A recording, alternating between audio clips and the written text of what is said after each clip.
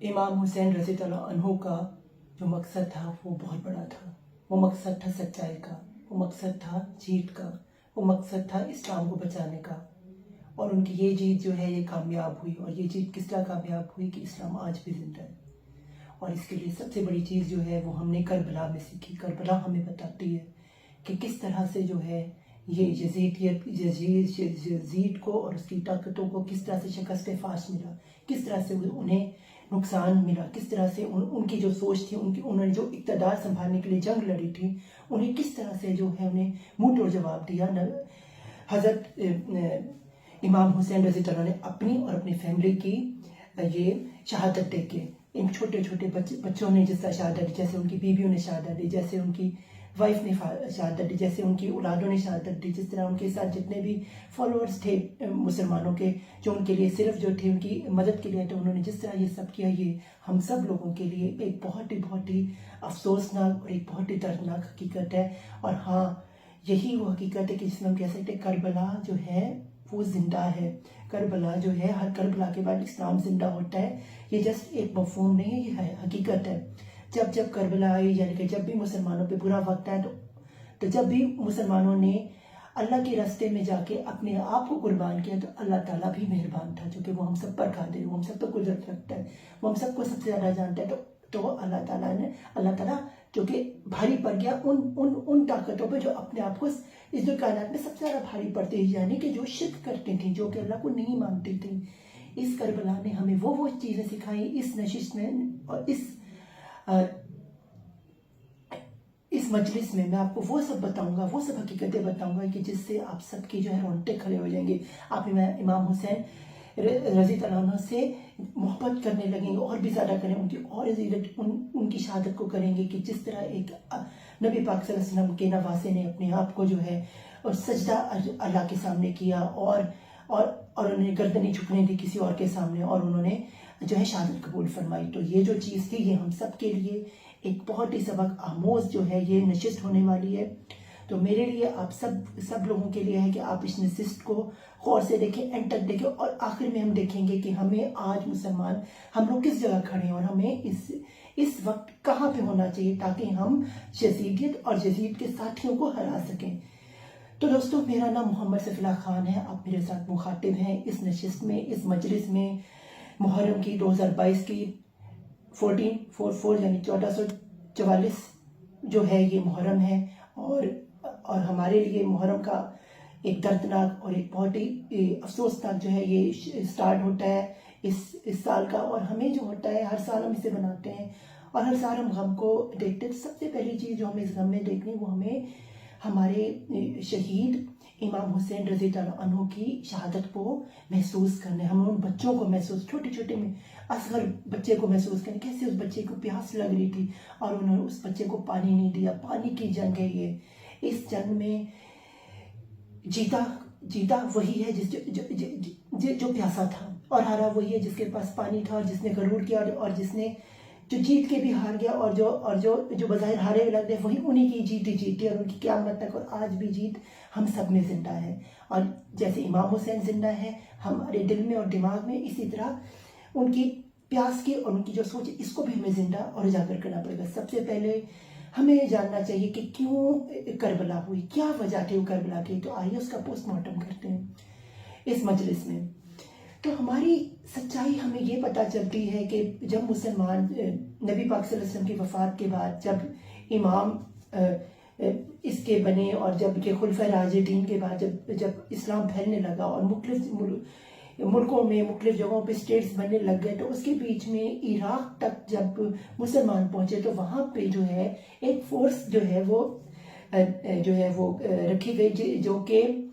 जिसमें जो था यजीद था। और वो जो फोर्स थी, उसकी प्रॉब्लम ये थी उन मुसलमानों की कि उनने जब वहाँ बादशाहत की, तो सबसे बड़ी प्रॉब्लम उधर ये थी कि जो इस्लामी तरीके, जो इस्लामी जो कानून था, उसका वहाँ पे जो है उसके रूल्स, उसकी रेगुलेशन, उसका इस्तेमाल नहीं हो रहा था। वो कुछ इस्तेमाल हो रहा था जो गैर शरई, गैर इस्लामी था। नबी पाक सल्लल्लाहु अलैहि वसल्लम को वहाँ के लोगों ने डरते डरते, वहाँ के ये डिप्लोमेट्स ने चुपटे चुपटे उन्हें खत लिखा, जिसपे उन्होंने कहा कि यहाँ पे आप विजिट कीजिए, यहाँ पे आए اور دیکھیں کہ آپ کے جو یہاں پہ لوگ جنہیں آپ نے اپوائنٹ یہاں پہ کی، جنہیں آپ نے یہاں پہ ہیڈ بنایا ہے، وہ یہاں پہ غیر شرعی اسلام کی جو ہے رول کو فالو کریں. یہ بات جب امام حسین رضی اللہ عنہ تک پہنچی مدینہ میں، تو انہوں نے جانے کا فیصلہ کیا اپنی فیملی کا. پہلے انہوں نے اجلاس کیا، پھر انہوں نے کہا کہ ہم فیملی سمیت وہاں جائیں گے اور اس کا اختتام کریں. اسی پہ انہوں نے یزید کو کہا اور اس کی فورسز کو کہا کہ ہم آ رہے ہیں آپ سے نیگوشیشن کرنے کے لیے تاکہ ہم اس چیز کو سیٹل کریں. لیکن اسی بیچ میں ایک مسئلہ آ گیا، وہ بہت بڑا یہ کہ یزید جو کہ اقتدار کا بھوکا تھا، جو اقتدار کے لیے ہی جی رہا تھا، جیسے اللہ رسول سے کچھ نہیں تھا. بے شک وہ حافظ قرآن تھا، صرف نام کا تھا. حرام وہ پیدا ہو، اس کے پیچھے آپ چلے جائیں تو اس کی اتنی پیچھے اس کی کہانیاں ہیں کہ وہ ایک بدترین، ایک بدکار اور ایک زانی حرامی شخصیت تھی اس کی. اور اس نے اقتدار کو اپنے اوپر لے آیا. اور اس نے کیا کیا، اس نے پلان کیا اپنے بڑے ساتھیوں کو لے کے کہ وہ نعوذ باللہ نبی پاک کے نواسے حضرت امام حسین رضی اللہ عنہ کو شہید اور ان کی فیملی کو ختم کر دے گا، اور اس طرح وہ اقتدار میں بادشاہ بن جائے گا اپنے ایریا کو، اور وہ ڈومینیٹ کر جائے گا. اور یہی اس کی سب سے بڑی غلطی تھی کہ اس کے اقتدار کی سوچ میں اس نے اپنی حقیقت کو جو اس نے پشت ڈال دیا، اور اس نے آخرت کی جگہ دنیا کو جو ہے فوقیت دی، اور اس نے اپنی فورسز سے وہ کرنے کے لیے کہا جو اس کی فورسز اور وہ لوگ بھی تیار نہیں تھے. آگے اس واقعے کربلا کا سب سے بڑا واقعہ یہ ہے کہ وہ لوگ جو یزید کے ساتھ تھے وہ لوگ جہنمی، اور اس کے ساتھ جو کوفے کے لوگ ہیں جنہوں نے ان کی مدد کے لیے وہ خود لوگ جہنمی. وہ کس طرح جہنمی آئندہ سمجھتے ہیں. سب سے پہلے امام حسین رضی اللہ عنہ نے اپنی فیملی، اپنے بچوں اور اپنے جو ان کے ساتھ تابعین جو لوگ تھے ان کو ساتھ اکٹھے کیا. ان کے ساتھ پلان بنایا جانے کا کہ ہم جا کے پہلے نیگوسیشن کریں گے، تمیز سے بات کریں گے، شاید وہ ہماری بات مان لیں. تو وہ گئے، وہ اپنے ساتھ تھوڑا سا سامان لے کے گئے، تھوڑا سا پانی لے کے گئے. چلتے چلتے مدینہ سے جب وہ یہ کربلا پہنچے تو وہاں پہ انہوں نے اپنے خیمے رکھے کہ یہاں پہ کربلا ایک ایسی جگہ تھی جہاں پہ انہوں نے نیگوسیشن کرنی یزید سے. اب یہاں پہ مسئلہ یہ تھا، یہاں پہ پانی نہیں تھا، یہ ایک صحرا تھا. یہاں پہ زندگی جان کا کوئی نہیں تھا. جگہ جگہ ریت، جگہ جگہ ایک اندھیرا، ایک ڈر سا ایک ماحول تھا اس جگہ پہ.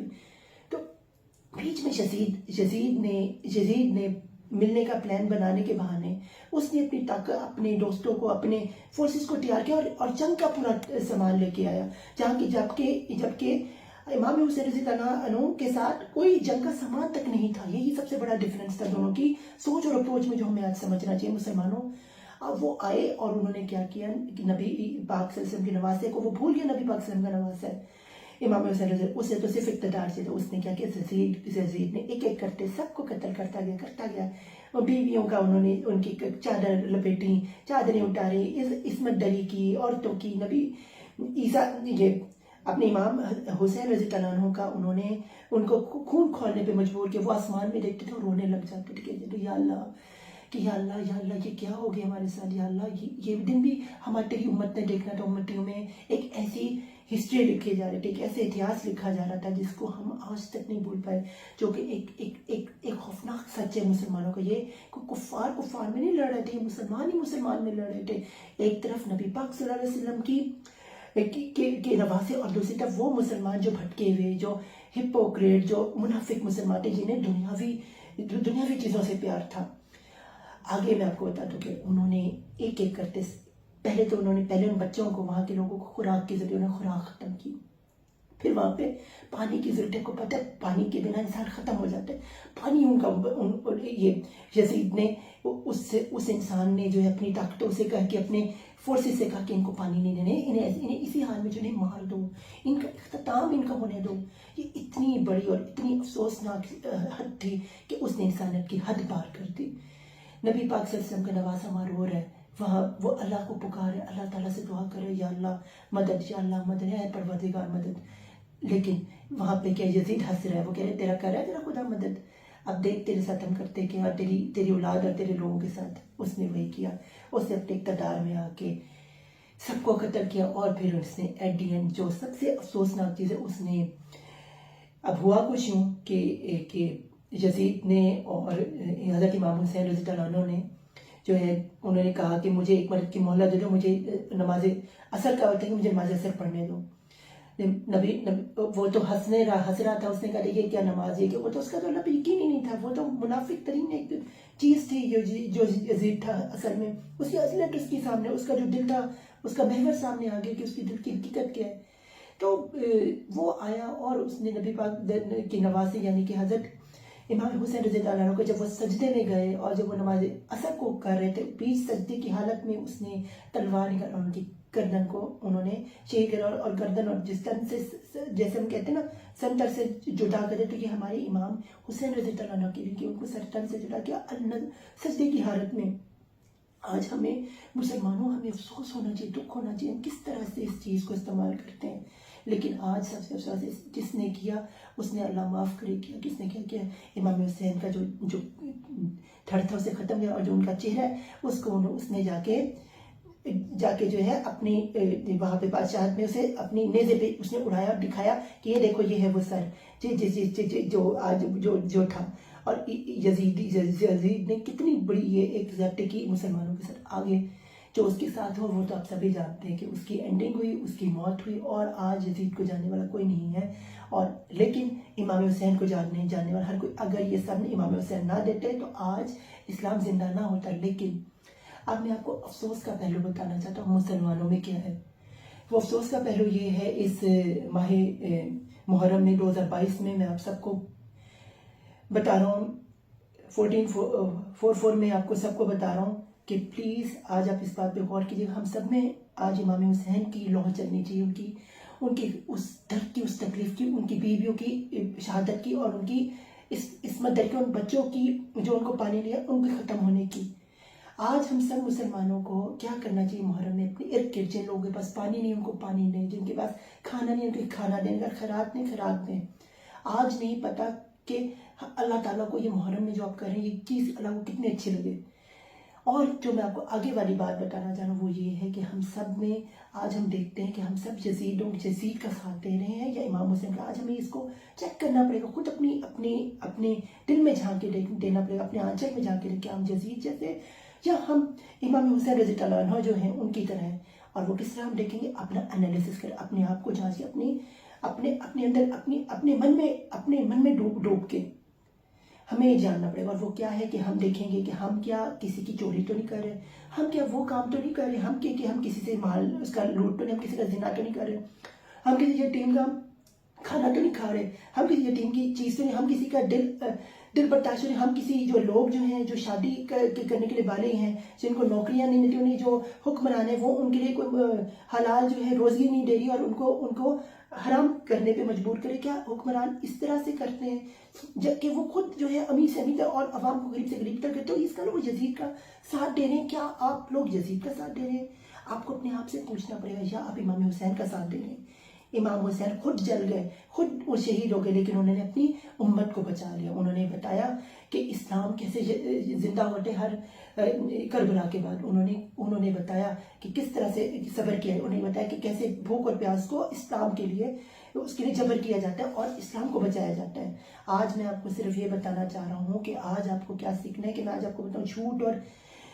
अल्लाह माफ़ करे प्रैंक आजकल बड़ा अच्छा वीडियोस चल गए। प्रैंक वीडियोस के ऊपर मैं इस वक्त भी स्ट्रांगली कंडेम करूँगा। मैं कहूँगा ये जो प्रैंक वीडियोस बनाते हैं ये एक्चुअली क्या करते हैं, ये यजीद का साथ देने वाले लोग हैं, ये यजीदी लोग हैं। जो प्रैंक में होता है वो आजकल किसी की मौत को बनाना, किसी की इस्मत दरी करना, किसी के साथ किसी के रेप करना, किसी के जिस्म के साथ खेलने के लिए, किसी को गलत जगह छूने के लिए औरतों को बच्चों को प्रैंक वीडियोस बनाई जाती हैं जो कि बाहर से ट्रेंड चला और उसका मकसद एक औरतों के करीब आना था और मर्दों को एक बिना शादी के उनसे गैर फितरी अमल को जामे करने के लिए ये एक प्रैंक वीडियोस बनाई जाती जिसे हम फनी वीडियोस कहते हैं। उसके नाम पे एक खेल खिलवाड़ किया गया और मुसलमान उसको जो है उससे अट्रैक्ट होके उसको जो है उन्होंने मुसलमान कंट्रीज में, पाकिस्तान में खासतौर पर मैं आपको बताऊँ इसका इस्तेमाल हुआ। और उसके बाद मुसलमानों ने वो सब हरकतें शुरू करी जो यजीद करता था, वही कुछ कर दे, वही कुछ नहीं कि जो इमाम हुसैन रज़ी अल्लाह ने कर दिया। यानी कि किसी की अगर डेथ हो जाए तो वो किसी की डेथ ना हो और डेथ को झूठ कर बनाएंगे। ऐसा करेंगे कि आम इनोसेंट आदमी उनका दोष यकीन कर ले कि ये झूठ है, کہ یہ واقعی جھوٹ نہیں اس حقیقت ہے، اور وہ لوگوں تک جب سچ پہنچا دے کہ یہ بھائی یہ زندہ ہے، اور کہ بھائی یہ جھوٹ ہے، اور کہ بھائی یہ اسٹیٹس یہ جھوٹ ہے، بلکہ یہ اسٹیٹس جو ہے یہ حقیقت نہیں، تو وہ پتہ کیا کرتے ہیں، وہ کہتے ہیں کہ بھائی یہ آدمی خود جھوٹا، اس پہ سارا ملبہ ڈال رہے ہیں اس انوسنٹ آدمی پہ، اور کیا کرتے ہیں کہ کہتے ہیں کہ ہمیں پرینک کر رہے تھے۔ حقیقت کیا ہوتی ہے کہ وہ جھوٹ اتنا گہرا ہوتا ہے کہ کہیں سے ایک عام انوسنٹ آدمی یہ نہ جج کر پائے کہ بھائی یہ جو پرینک ہے، یہ جھوٹ انہوں نے جھوٹ کی مبنی جو ایک چیز بنائی ہے کسی کو الجھانے کے لیے، یہ ایکچولی میں یہ جزیدیت ہے، وہ یہ بھول جاتے۔ تو میں یہ آپ کو آج بتانا چاہتا ہوں، تو اپنے پرینک ویڈیوز کو اور اس میں یہ جو میں اس چیز کو آپ نے نہیں بنانی، اور یہ آپ کو امام حسین رضی اللہ عنہ اور ان کی شہادت کا واسطہ میں آپ کو دوں گا کہ آپ نے اس چیز سے اگر آپ میں ذرا بھی نبی پاک صلی اللہ علیہ وسلم سے محبت ہے اور آپ میں ذرا سا بھی اللہ سے ڈر اور خوف ہے، تو آپ نے ان چیزوں کو پروموٹ کبھی نہیں کرنا اور ان چیزیں اوائڈ کرنا ہے۔ آپ نے اپنے اللہ تعالیٰ کے بارے میں نماز پڑھنی، قرآن پاک نبی پاک صلی اللہ علیہ وسلم نے جو ہمارے سامنے حدیث اور قرآن پاک کی ہے اس کے اوپر عمل کرنا، اور جو جسے امام حسین رضی اللہ عنہ نے بچایا۔ آج ہم لوگوں کو وہ سب کرنا چاہیے جو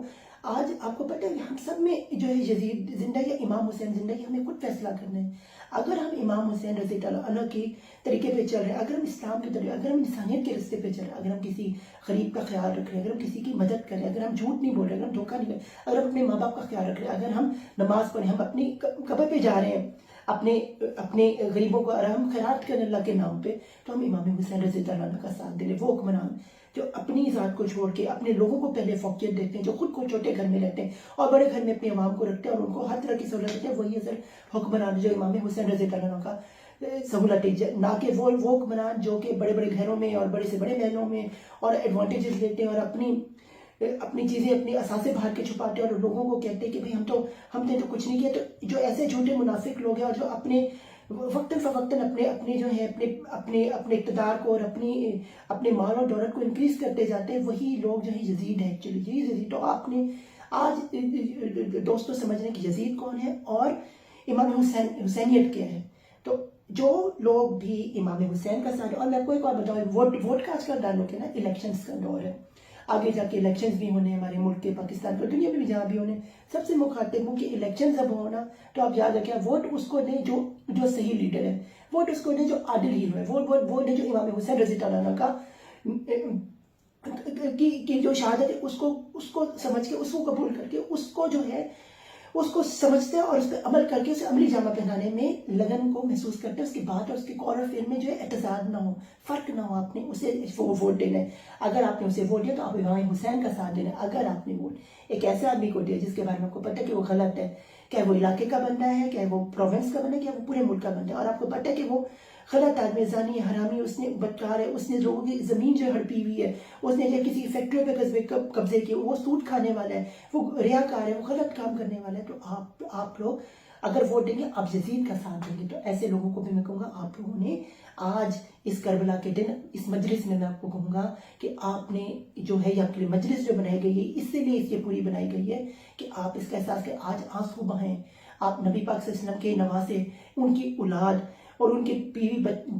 جو ان کے بچے تھے ان سب کے لیے، اور ان شہداء کے لیے جنہوں نے اپنی حضرت عباس رضی اللہ عنہ کے لیے جنہوں نے اپنی جان کو کھویا، اور انہوں نے آپ کو اسلام سے آج جو آپ اسلام میں جس مسلمان ہیں اس میں جو بنے ہوئے یہ ان کا مقصد۔ ایک اور بھی آپ کو بات بتاتا ہے، آج جو آپ سیکٹس کی بات کرتے ہیں نا کہ مسلمان شیعہ سنی خاص طور پہ آپس میں لڑتے ہیں، آج ہمیں اس سے بھی نکلنا پڑے گا۔ کربلا کے بعد آپ جانتے ہیں جس طرح شیعہ سنی جو ہے یہ کریٹ ہوئے، اور جس طرح سے اس کے بعد آج بھی اس میں مختلف جیسے کہ 72 فرقوں کا ذکر ہے، 72 فرقے نبی پاک صلی اللہ علیہ وسلم نے کہا کہ بنیں گے، اور یہ ان کے بہت روٹے گنے نے، یہاں تک کہ جب ہم جانتے ہیں کہ ان کو پہلے سے پریڈکشن کہ ان کی امت جو ہے وہ امام حسین رضی اللہ عنہ کو جو ان کو شہید کر دے گی، اور جو یہ بھی اس میں ایک اور افسوس کی بات یہ تھی کہ ان کو یہ بھی افسوس تھا جس کے لیے وہ اللہ کے گر گڑاتے تھے، وہ یہ تھا کہ میری جو فرقے وہ 72 فرقوں میں آ جائے، اور یہ وہ سب کچھ کریں گے جو ایک پیغمبر جو پرانے زمانے میں تھا نا وہ ایک گناہ کرتا ہے نا، اس کی پوری کی پوری قوم کو ختم کر، یہاں یہ جو قوم ہے یہ ساری گناہ کرتی ہے، اور اس کے باوجود بھی جو ہے یہ کیا کرتی ہے، یہ وہ سارے گناہ کرنے کے بعد اللہ تعالیٰ جو ان کو آج بھی چلا رہا ہے، اور یہ کسی نبی پاک سے ان کی دعا کی تھی، لیکن یہ ان کو جب بتایا گیا تو وہ روتے تھے، وہ افسوس کرتے تھے اللہ کی راہ میں۔ تو ہمیں آج کیا کرنا ہے، ہمیں اس سے نکلنا ہے، ہمیں جو ہے نبی پاک صلی اللہ علیہ وسلم کے اس راستے کو جانا ہے۔ آج آپ نے یزید کا ساتھ نہیں دینا، آپ نے آج اللہ کا ساتھ دینا ہے، اللہ کا ساتھ کیا ہے؟ آپ کی صرف اللہ کی عبادت میں، اللہ کی خوشنودی میں، قرآن پاک میں اور حدیث کو فالو کرتے ہیں اور لوگوں کی مدد کرتے ہوئے، ورنہ اس دنیا میں کوئی طریقہ نہیں، کوئی مزاج نہیں کہ آپ ختم نہ کر دیں، آپ کی قوم کو ختم نہ کر دیں، کیونکہ اللہ تعالیٰ کہہ چکا ہے کہ میرے بندے جب میرے بندے میری عبادت سے، میری چیزوں سے ختم تو میں دوسری قوم سے نہیں بدلوں، اور جو ان سے زیادہ بھاری آج آپ دیکھ رہے ہیں کہ جو غیر مسلم ہیں وہ آج ترقی پذیر ہے، اور جو مسلمان ہیں وہ پستی پذیر، کیوں؟ کیونکہ مسلمانوں نے اپنے جو انہیں سبق تھا وہ اپنے سبق کو بھول گئے، جو ان کا سبق تھا قرآن پاک اور نبی پاک صلی اللہ علیہ وسلم کی حدیث کو، اس کو بھول کے وہ سب کرنے کی جو جزیت ہے، افسوس ہے مجھے کہنا پڑ رہا ہے۔ اور اس کے بعد یہ کہ جیسے لڑایا جاتا ہے، جیسے شیعہ سنیوں کو لڑایا جاتا ہے، وہابیوں کو، دیوبندیوں کو، اور جتنے بھی سیٹس ہیں ان سب کو چھوٹی چھوٹی چیزوں کے پیچھے یہ شادیاں آپس میں نہیں کرتے، چھوٹی چھوٹی کلموں کے پیچھے یہ ایک دوسرے کے پیچھے دشمن بنے ہوئے، حالانکہ بھول گئے ہیں کہ اصل زندگی مرنے کے بعد کی زندگی ہے، اور وہی زندگی ہے جو ہمیں امام حسین رضی اللہ عنہ نے کہا ہے، یعنی کہ جب وہ فوت ہوئے تو کہتے ہیں کہ جہاں ان کے آخری دن شروع ہو ان کا وہاں پہلے دن شروع ہو رہا تھا۔ جس دن ہم یہ چیز سیکھ کے، جس دن ہم یہ سمجھ، اسی دن ہم ہر انسان کو جو ہے، ہر مسلمان کو عزت سے لے کے اس کے سیٹ کی عزت کریں گے، اس کے سیٹ میں لکیریں نہیں نکالیں گے، جو آپ لوگوں میں جیسے ہمیں ہولی قرآن میں جیسے آل عمران میں سکھایا گیا ہے کہ تم میں سے جو لوگ جو ہیں وہ ان چیزوں کو نہ دیکھیں جن میں اختلاف ہے، جو لوگ تم لوگوں میں کامن ہے ان چیزوں پہ عمل کریں اور ایک دوسرے کو بھائی چارہ دیں۔ تو یہی میں کہوں گا آج مسلمانوں کو اور ان کے سیٹس کو کہوں گا کہ پلیز آپ سے ملیں، اور جو آپ لوگوں میں کامن ہے اس کو ملائیں اور ایک ساتھ یکتا بنیں، جو آپ لوگوں میں اختلاف ہے اسے بھول جائیں بھی، کیونکہ اگر آپ نہ بھولیں، اپنی شادیاں روکیں، آپ نے ایک دوسرے کے قانون کو روکا، آپ نے ایک دوسرے کے یہی تکلیف ہے، جو کہ ویسے ہی اگر آپ اس چیز میں گئے تو ہم کبھی بھی ہم ایک پاسپیس میں، اور تو اسی طرح سے یہ معاملہ ہے۔ تو یہ آج میں آپ کے لیے مجلس میں کہوں گا، تو اللہ حافظ، آپ کو میرے سے اللہ ہم سب کا حامی ناصر ہو، اور اللہ حافظ، اللہ حافظ میری طرف سے۔